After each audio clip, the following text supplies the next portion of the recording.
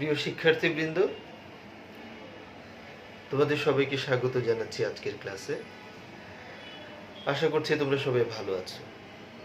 তোমাদের সাথে আছি আমি চৌধুরী রাশেদুল নবী, সহকারী অধ্যাপক, বাংলা বিভাগ, ঢাকা কলেজ। গত ক্লাসে আমরা আলোচনা করেছিলাম ভাষার উৎপত্তি সম্পর্কে। আজকে আমাদের আরো একটি গুরুত্বপূর্ণ বিষয় নিয়ে আলোচনা। আমাদের আজকের আলোচ্য বিষয় বাকযন্ত্রের পরিচয়। এই বাকযন্ত্র কি? মানব দেহে কিছু অঙ্গ প্রত্যঙ্গ রয়েছে যেগুলোর সাহায্যে আমরা ধ্বনির উচ্চারণ করি। তো মানব দেহের যে অঙ্গ বা প্রত্যঙ্গগুলো ধ্বনি উচ্চারণে সাহায্য করে বা যে প্রত্যঙ্গগুলোর মাধ্যমে ধ্বনি উচ্চারিত হয়, সেই অঙ্গ প্রত্যঙ্গগুলোকে এক কথায় বাকযন্ত্র বলে। এই বাকযন্ত্র আমাদের দেহেই রয়েছে, সৃষ্টিকর্তাই সেই বাকযন্ত্র মানুষের শরীরে দিয়েছেন। তবে এই বাকযন্ত্রের সঠিক ব্যবহার জানাটা আমাদের জরুরি। বিশেষ করে আমরা যদি শুদ্ধভাবে কথা বলতে চাই, তাহলে আমাদের বাকযন্ত্রের সঠিক ব্যবহার জানতে হবে। আমরা জানি যে মানুষ তার মনের ভাব প্রকাশ করে ভাষার মধ্যে দিয়ে। ভাষা ছাড়াও ইশারা ইঙ্গিতের মধ্য দিয়ে আমরা মনের ভাবের কিছুটা প্রকাশ করতে পারি। যেমন কীরকম উদাহরণ দিলে সেটা পরিষ্কার হবে। আমরা যদি একজন ব্যক্তি তিনি যদি রাগান্বিত হন, তাহলে আমরা তার চোখে মুখে সেই রাগের বহিঃপ্রকাশটা হয়তো দেখতে পারি। কেউ দুঃখিত হলে কান্নার মধ্যে দিয়ে তিনি দুঃখের প্রকাশ করতে পারেন। কেউ আনন্দিত হলে হাসির মধ্যে দিয়ে তার আনন্দের বহিঃপ্রকাশ ঘটতে পারে। আমরা কাউকে ইশারা ইঙ্গিতের মাধ্যমে কাছে ডাকতে পারি, আবার ইশারা ইঙ্গিতের মধ্যে দিয়ে আমরা তাকে চলেও যেতে বলতে পারি। এভাবে কিছু কিছু মনোভাব আমরা ইশারা ইঙ্গিতের মাধ্যমে প্রকাশ করতে পারি। তবে মনের ভাব প্রকাশের মূল মাধ্যমটি কিন্তু ভাষা। আর এই ভাষার যেটা মূল একক সেটা হচ্ছে ধ্বনি। ধ্বনি থেকেই শব্দ, বাক্য এবং ভাষা। এখন প্রশ্ন হচ্ছে ধ্বনি কি? আমরা নিশ্চয়ই জানি যে ধ্বনি হলো মানুষের বাক প্রত্যঙ্গজাত উচ্চারিত আওয়াজ। ফুসফুসতাড়িত বাতাসের মাধ্যমে মানুষ যেই আওয়াজ করে, সেই আওয়াজটি হচ্ছে ধ্বনি। এই ধ্বনির মধ্যে যখন অর্থ থাকে, তখন সেটি শব্দে পরিণত হয়। বলা হয়, শব্দের সংজ্ঞাটা এরকমভাবে দেওয়া যায় যে অর্থপূর্ণ ধ্বনি বা ধ্বনির সমষ্টি হচ্ছে শব্দ। সেই শব্দকে আবার আমরা কি করি? বাক্যে প্রয়োগ করি সুবিন্যস্তভাবে। একটি সুন্দর বাক্য হয় এবং সেই বাক্যের মধ্য দিয়ে আমাদের ভাষার প্রকাশ ঘটে এবং মনের ভাব আমরা প্রকাশ করে থাকি। তাহলে এই ভাষার যে আমাদের যেটাকে বলা হয় যে মূল যেই ব্যাপারটি, যেটা হচ্ছে যার থেকে ভাষার সৃষ্টি, সেই ধ্বনি যদি আমরা সঠিক উচ্চারণ করতে চাই, তাহলে বাকযন্ত্রের সঠিক ব্যবহার করাটা আমাদের জরুরি, যে কথাটা আমরা আগে বলছিলাম। এখন হয়তো তোমার মনে হতে পারে যে বাকযন্ত্র তো আমাদের মধ্যে রয়েছে, সেটা সৃষ্টিকর্তাই আমাদের মধ্যে দিয়েছেন। প্রত্যেকটি সুস্থ মানুষের মধ্যেই তো একই ধরনের বাকযন্ত্র রয়েছে। তো তাহলে আমরা ধ্বনির উচ্চারণ সঠিক বা বাকযন্ত্রের সঠিক ব্যবহার আবার নতুন করে শেখার বিষয়টি কি? এখানে একটা যদি দৃষ্টান্ত দেওয়া যায়, তাহলে বোধহয় আলোচনাটা সহজ হবে এবং বুঝতে সুবিধা হবে। আমরা দেখব, যেমন আমরা আমাদের বাংলাদেশ, এই বাংলাদেশের বিভিন্ন অঞ্চলে বিভিন্ন উপভাষা প্রচলিত আছে। উপভাষাটা কি? উপভাষা হচ্ছে ক্ষুদ্র ক্ষুদ্র অঞ্চলের মানুষের মুখের ভাষা, যেটাকে এক কথায় আমরা আঞ্চলিক ভাষাও বলি। আমাদের দেখব যে বিভিন্ন অঞ্চলে বিভিন্ন ধরনের আঞ্চলিক ভাষা আছে। আমরা যদি সিলেটে যাই, দেখব যে এক ধরনের আঞ্চলিক ভাষা আছে। আমরা যদি চট্টগ্রামে যাই, সেখানে কিন্তু ভিন্ন ধরনের উপভাষা প্রচলিত আছে। আমরা উত্তরাঞ্চলে গেলে দেখব সেখানে ভিন্ন ধরনের উপভাষা প্রচলিত রয়েছে। এইভাবে প্রত্যেকটি অঞ্চলেই ভিন্ন ভিন্ন উপভাষা বা আঞ্চলিক ভাষা রয়েছে। এমনকি আমাদের বাংলাদেশের বাইরেও কিছু অঞ্চলে বাংলা ভাষা মানুষের মাতৃভাষা হিসেবে প্রচলিত আছে। বিশেষ করে পশ্চিমবঙ্গে মাতৃভাষা বাংলা, তাছাড়া উড়িষ্যা, বিহার এবং আসামের কিছু অঞ্চলেও বাংলাভাষী মানুষ রয়েছে। যদি আমরা সেই সব অঞ্চলের ভাষাগুলোর দিকে একটু তাকাই তাহলে দেখব সেখানকার যেই বাংলা সেটা কিন্তু আবার আরেকটু ভিন্ন রকম। তাহলে একই ভাষা আমরা বিভিন্ন জায়গায় বিভিন্নভাবে আমরা লক্ষ্য করছি। আমাদের বাংলাদেশে আমরা দেখছি যে একই বাংলা ভাষা, আবার একই দেশের মানুষ কিন্তু বিভিন্ন অঞ্চলে তারা বিভিন্ন উপভাষায় কথা বলছেন, এই বিষয়টি রয়েছে। তো যদি শুদ্ধভাবে আমরা শুদ্ধ প্রমিত রীতি যদি ব্যবহার করতে চাই, চলিত বাংলাটা যদি করতে চাই, বিশেষ করে যারা শিক্ষিত মানুষ, এমনকি তোমরা যারা বাংলা সাহিত্যে পড়ছো, তোমাদের কাছে তো সকলে শুদ্ধ উচ্চারণ আশা করবে, এবং এটাই তো স্বাভাবিক। শুদ্ধ উচ্চারণে কথা বলাটা খুব একটা জরুরি বিষয়, এবং বর্তমান সময়ে এই ব্যাপারে সকলেই অনেক সচেতন, এবং ধীরে ধীরে এই সচেতনতা এবং প্রয়োজনীয়তা এটা ধীরে ধীরে কিন্তু মানুষের মধ্যে আরো বৃদ্ধি পাচ্ছে। সেক্ষেত্রে বাংলা বিভাগের ছাত্র ছাত্রী যারা আছো, তাদের তো শুদ্ধ উচ্চারণ এটা সকলেই প্রত্যাশা করে। শুধু বাংলা বিভাগ নয়, অন্যান্য বিভাগেরও যারা ছাত্রছাত্রী আছো, শিক্ষিত মানুষ মাত্রই যেন শুদ্ধ উচ্চারণে আমরা কথা বলতে পারি, সেই চেষ্টাটা আমাদের থাকতে হবে। এখন প্রশ্ন হলো যে আঞ্চলিক যে উচ্চারণ সেটা তো একজনের মধ্যে রয়েই গেছে, সেখান থেকে কিভাবে শুদ্ধ উচ্চারণে আসা যায়? এটা আসলে আঞ্চলিক উচ্চারণ মানুষের মধ্যে থাকতেই পারে, বিশেষ করে যেই মানুষটি যে অঞ্চলে জন্ম হয়েছে এবং বেড়ে উঠেছে সেই অঞ্চলের আঞ্চলিক ভাষার প্রভাব তার মধ্যে দেখা যায়। এটা কিভাবে? যেমন সে তো ওইভাবেই ওই অঞ্চলে থেকে ওই অঞ্চলের আঞ্চলিক ভাষায় কথা বলতে শিখেছে, ফলে তার যে বাকযন্ত্র, সেই বাকযন্ত্র কিন্তু সে ব্যবহারটা শিখেছে একরকম ভাবে। এখন আমরা যদি শুদ্ধ প্রমিত রীতির ব্যবহার করতে চাই, তাহলে সেই ক্ষেত্রে আমাদের শুদ্ধ প্রমিত রীতির ধ্বনি উচ্চারণ করার জন্য বাকযন্ত্রের যে সঠিক ব্যবহার সেই জিনিসটি শিখতে হবে। আর সেটা শেখার জন্য আমাদের বাকযন্ত্রগুলোকে চিনতে হবে। বাকযন্ত্রগুলোকে চিনে সেটা সঠিক ব্যবহারে যেতে হবে। তাহলে আমরা বাকযন্ত্রগুলোকে একটু চেনার চেষ্টা করি। আমাদের দেহে বাকযন্ত্র মূলত কয়টি এবং কি কি? যদি এই প্রশ্নটি করা হয় তাহলে এর সঠিক যে বিষয়টা, আমাদের বাকযন্ত্র প্রধানত 7টি বাকযন্ত্র আছে মানুষের শরীরে। এই 7টি বাক প্রত্যঙ্গের মধ্য দিয়ে আমরা ধ্বনির উচ্চারণ করি। সেই প্রত্যঙ্গগুলো কি কি? আমাদের এখানে একটি ছবি আঁকা আছে, যদি একটু আমরা ভালো করে লক্ষ্য করি, এই ছবিটির মধ্য দিয়ে আমরা সেই বাক প্রত্যঙ্গগুলোকে একটু বোঝার চেষ্টা করব এবং চিনে নেওয়ার চেষ্টা করব। আমাদের প্রথমেই যেটা দেখছি, কণ্ঠ। মানুষের বাক প্রত্যঙ্গের একটি গুরুত্বপূর্ণ প্রত্যঙ্গ হচ্ছে কণ্ঠ, কারণ ফুসফুসতাড়িত বাতাসটা কি হয়, কণ্ঠের মধ্য দিয়েই মূলত সেটা বাইরে বের হয়ে আসে।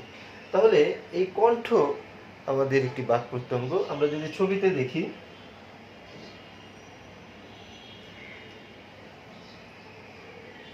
এই জায়গাটি হচ্ছে আমাদের কণ্ঠ, অর্থাৎ কণ্ঠনালী যেটাকে আমরা বলি, এইটা হচ্ছে কণ্ঠ।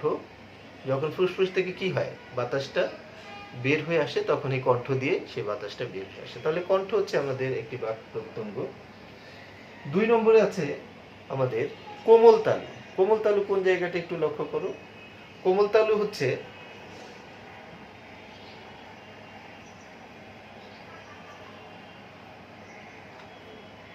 আমাদের মুখের পেছন দিকের যে অংশটি, অর্থাৎ তুমি যদি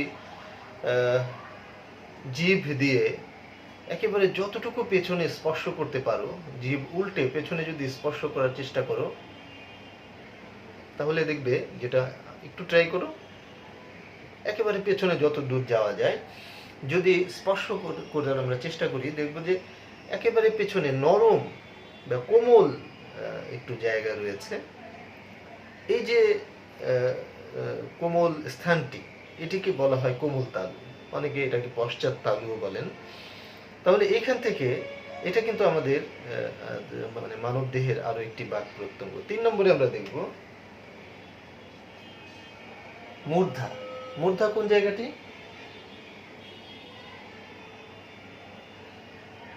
কোমল তালুর আরেকটু সামনে যে জায়গাটি মানব দেহের মুখের মাঝামাঝি জায়গায়, যেখানে যদি আবারও জিভ দিয়ে তুমি স্পর্শ করে দেখতে চাও, তাহলে দেখবে যে একটু শক্ত উঁচু মতো একটা জায়গা আছে।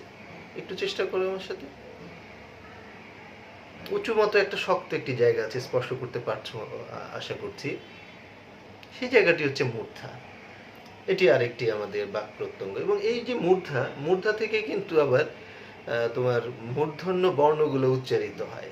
হ্যাঁ, তো মূর্ধন্য বর্ণ কোনগুলো? যেমন ট, ঠ, ট, ঠ, ড, ঢ, এই বর্ণগুলো কিন্তু মূর্ধন্য বর্ণ, এবং লক্ষ্য করলে দেখবে এগুলো মূর্ধা থেকে উচ্চারিত হয়। ট বললে, এই যে মূর্ধায় লেগে আছে জিভটা, ট বলছো, নেমে চলে আসছে। এভাবে সঠিক উচ্চারণ এটা করতে হবে। ট। আমরা দেখব যে অনেক অনেক ভাষায় অনেক আঞ্চলিক ভাষাতে ট এর সঠিক উচ্চারণ করতে জানেন না, ফলে তিনি শুদ্ধ ভাষাটা ব্যবহার করতে পারবেন না। তো তোমাকে এই বাক প্রত্যঙ্গের সঠিক ব্যবহারটি করতে হবে, তাহলে কিন্তু চলিত বাংলাটা আমরা সঠিকভাবে আমরা কিন্তু বুঝতে পারবো, যেটা বারবারই বলছি আমি, এবং যেটাই আজকের ক্লাসের আমাদের মূল আলোচ্য বিষয়। তাহলে ট এর উচ্চারণ করব আমরা মূর্ধা থেকে, কারণ এগুলো মূর্ধন্য বর্ণ। তাহলে তিনটি আমাদের গেল। আমরা দেখলাম কণ্ঠ, আমরা দেখলাম কোমল তালু, আর মূর্ধা। 4 নম্বরে দেখো অগ্রতালু। অগ্রতালু কোনটি? অগ্রতালু হচ্ছে মূর্ধার সামনের যে জায়গাটি। আমি যদি ছবিতে দেখাই,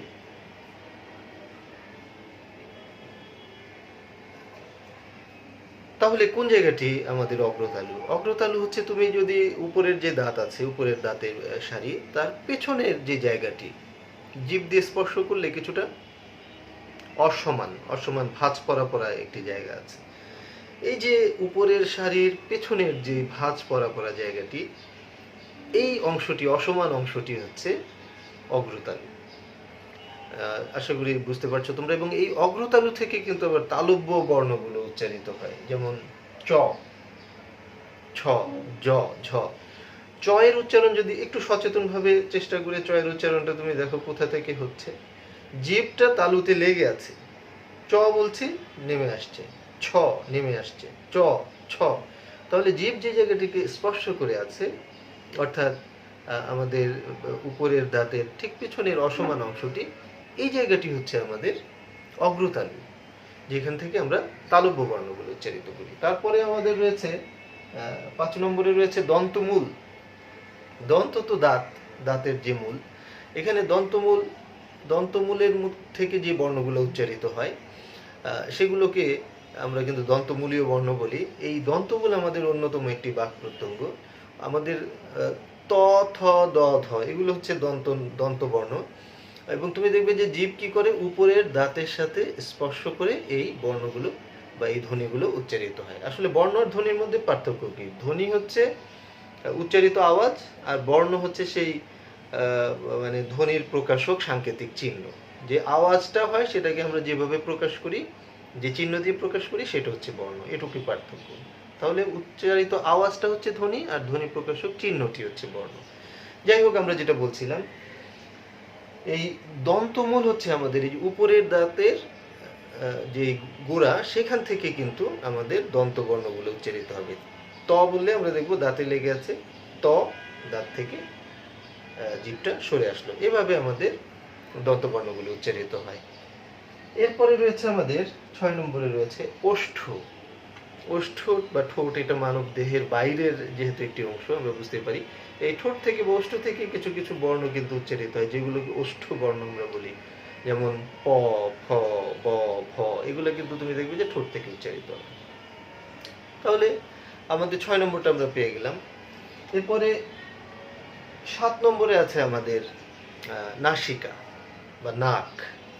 তাহলে নাকও কিন্তু একটি বাকযন্ত্র। এখন প্রশ্ন হতে পারে যে নাক কেন বাকযন্ত্র? নাকের মধ্যে আবার কি, মানে নাকের সাথে কথা বলার কি সম্পর্ক? কথা বলার সম্পর্কটা হচ্ছে, আমাদের কিছু কিছু বর্ণ আছে যেগুলো উচ্চারণের সময় ফুসফুসতাড়িত বাতাস মুখের পাশাপাশি নাক দিয়েও বের হয়ে আসে, অর্থাৎ নাকের সাহায্য নিতে হয়, যেগুলোকে আমরা নাসিক্য বর্ণ বলি। অনেকে আবার আনুনাসিক বা সানুনাসিক বর্ণ বলে। এই যে নাসিক্য বর্ণগুলো, এগুলো উচ্চারণ করতে গেলে নাকের সাহায্য নিতে হয়। আমাদের যে উ, ইও, ন, ম, এগুলো কিন্তু নাসিক্য বর্ণ।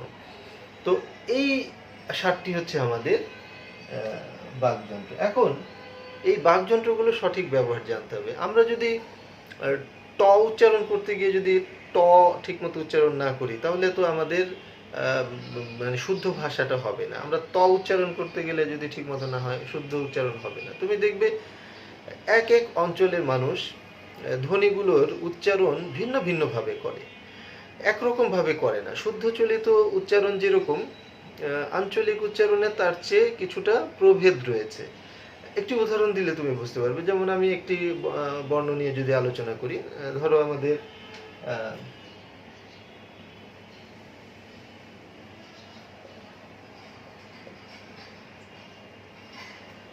এই যে আমাদের র,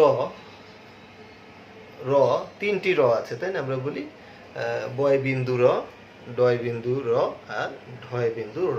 আসলে এই 3টি কি র? এই 3টি কিন্তু র উচ্চারণ করলে হবে না, তাই না? একটা হচ্ছে বয় বিন্দু র, যেটা সেটা কিন্তু র উচ্চারণ হবে, আর বাকি দুইটা হচ্ছে র। ডয় বিন্দু এবং ঢয় বিন্দু যেগুলো, এটা কিন্তু র। তাহলে র উচ্চারণ করতে গেলে কি হয়?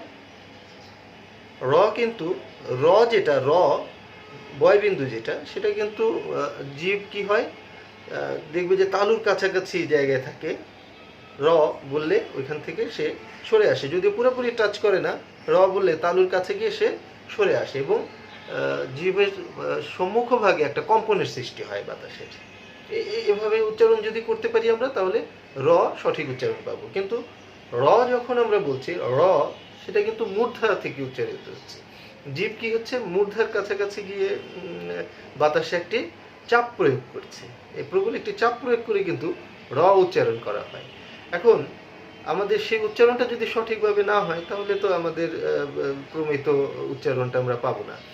তুমি দেখবে যে যেমন শব্দটা লক্ষ্য করো, দুইটা শব্দ যদি আমি বলি, একটা হচ্ছে পরে, পরে মানে পরবর্তী সময়, যে আপনি একটু পরে আসেন। আরেকটা কিন্তু পরে, এই পরে যেটা ডয় বিন্দুর, সেটার উচ্চারণ কিন্তু মূর্ধা থেকে করতে হবে। অনেকেই আমরা সেটা মূর্ধা থেকে উচ্চারণ করি না। আমরা মানে ডয় বিন্দুর, বয় বিন্দুর একইভাবে অনেকে উচ্চারণ করি। সে কি করে, সে বই পড়ে, বই পড়ে। আসলে কিন্তু পরে হবে না, এটা হবে কি পড়ে। এই যে উচ্চারণটা, এটা উচ্চারণটা অনেকে আমরা করি না। কেন করি না? মনে করছি যে কঠিন লাগছে। হ্যাঁ, পরে বললাই তো সহজ, কিন্তু মনের ভাব প্রকাশিত হয়ে যাচ্ছে। আসলে কি হচ্ছে, দেখা যায় দুইটা শব্দ তো দুই রকম। পরে হচ্ছে পরে আসেন, পরবর্তীতে, আর পরে মানে হচ্ছে রিড, যেটা পড়ছে। দুটো তো এক জিনিস নয়। সেই ক্ষেত্রে আমাদের সঠিক উচ্চারণগুলো করতে হয়। এবং এটা যে মানে মূর্ধন্য বর্ণ, আমাদের ডয় বিন্দু রটা বা ঢয় বিন্দু র, মূর্ধার কাছাকাছি জীবটা র, এরকম বাতাসে চাপ দিতে হবে। একটু কঠিন মনে হচ্ছে, তাই না? আসলে কঠিন কিছু না, কারণ আমাদের বাংলা ভাষায় আমাদের কিন্তু মূর্ধন্য বর্ণ আমরা উচ্চারণ করে অভ্যস্ত। বিশেষ করে ট, ট আমরা যেহেতু উচ্চারণ করতে পারছি, তার মানে কি, আমরা জীব মূর্ধাতে টাচ করে বর্ণ উচ্চারণ করে অভ্যস্ত। সেভাবে আমরা জিভের মুভমেন্টটা আছে। তাহলে আমরা কেন র উচ্চারণ করতে পারবো না? এটাও আমরা পারবো, কিন্তু হয়েছে কি, যে আসলে উচ্চারণটা যেভাবে করতে হবে সেই জিনিসটাই অনেকে জানে না, বা সেই প্রচেষ্টাটা নাই। এবং 3টি র থাকার কারণে 3টিকে একইভাবে অনেকে উচ্চারণ করার চেষ্টা করছে। এই সমস্যাগুলো থেকে উত্তরণ ঘটে আমাদেরকে ধ্বনিগুলোর সঠিক উচ্চারণ করতে হবে, তাহলে আমরা সঠিক উচ্চারণ আয়ত্ত করতে পারবো। এখন আগামী ক্লাসে আমরা ধ্বনি নিয়ে আলোচনা করব, স্বরধ্বনি এবং ব্যঞ্জন ধ্বনি, খুবই আরেকটি গুরুত্বপূর্ণ ক্লাস।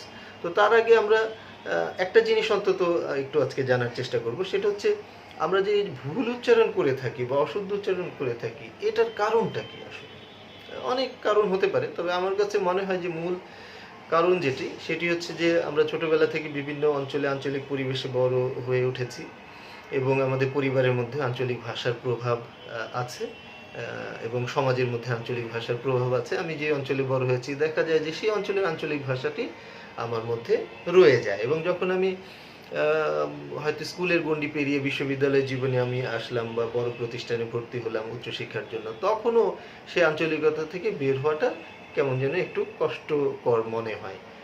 তো এটা একটা কারণ হতে পারে, যে আঞ্চলিক পরিবেশ থেকে বড় হয়ে ওঠা। আর দ্বিতীয় আরেকটি কারণ হলো আ বিদ্যালয়ে মানে প্রাথমিক এবং মাধ্যমিক বিদ্যালয়ে যখন আমরা পড়াশোনা করি তখন অনেক ক্ষেত্রে আমাদের উচ্চারণ বিষয়টির উপরে সেভাবে জোর দেয়া হয় না। হয়তো সিলেবাসে অনেক ক্ষেত্রে উচ্চারণটি অন্তর্ভুক্ত নেই।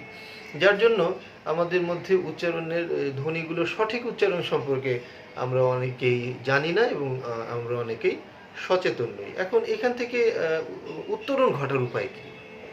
হয়তো আমাদের অনেকের মধ্যে আঞ্চলিক উচ্চারণ রয়ে গেছে, অশুদ্ধ উচ্চারণ আছে। এখন আমি প্রমিত উচ্চারণে কথা বলতে চাই। কারণ আমি এখন উচ্চশিক্ষিত। আমি এখন বাংলা বিভাগে পড়ছি বা চাকরি জীবনে আমি সুন্দর করে কথা বলাটা গুরুত্বপূর্ণ। এটা মানুষের জন্য সম্মানেরও বিষয়, শুনতেও ভালো লাগে, হ্যাঁ? শ্রুতিমধুর একটা বিষয়।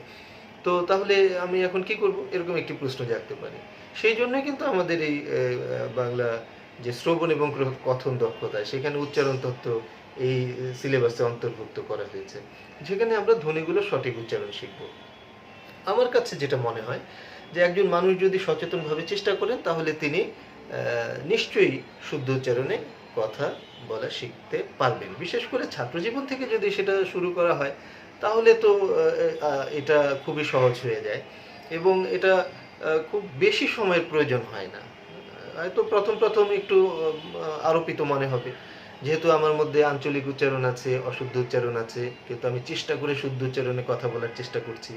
আমি অনেকটা কৃত্রিমভাবে চেষ্টা করছি যেটা আমার সহজাত না।